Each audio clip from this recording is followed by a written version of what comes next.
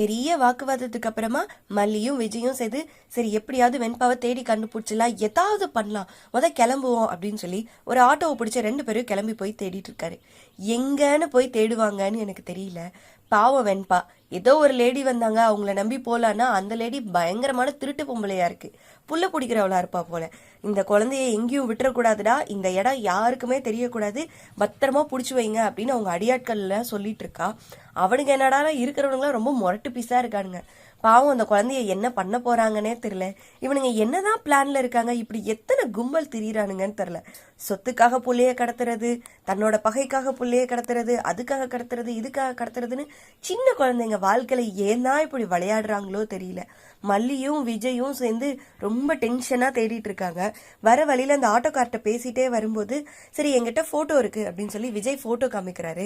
கடைசியில பார்த்தா இந்த ஆட்டோல தான் அந்த லேடி வெண்பாவை கூட்டிட்டு போயிருக்கு, இந்த பொண்ணு தாங்க, இந்த பொண்ணு தான் அந்த பொம்பளை கூட்டிட்டு போச்சு அப்படின்னு சொல்றாங்க.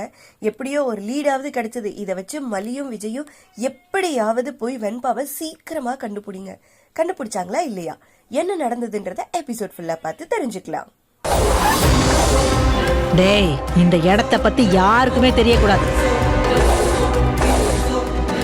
இந்தாங்க பாருங்க, அதான் என் பொண்ணு, கொஞ்சம் பாருங்களேன். இந்த பொண்ணு தான் அந்த பொம்பளை ஆட்டோல கூட்டிட்டு போச்சு.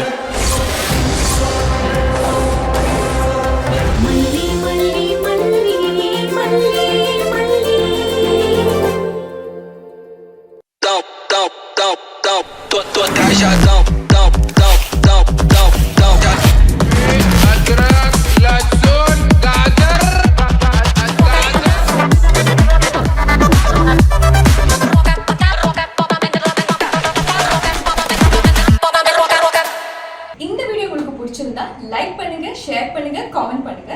Saregama TV shows Tamil subscribe பண்ணுங்க.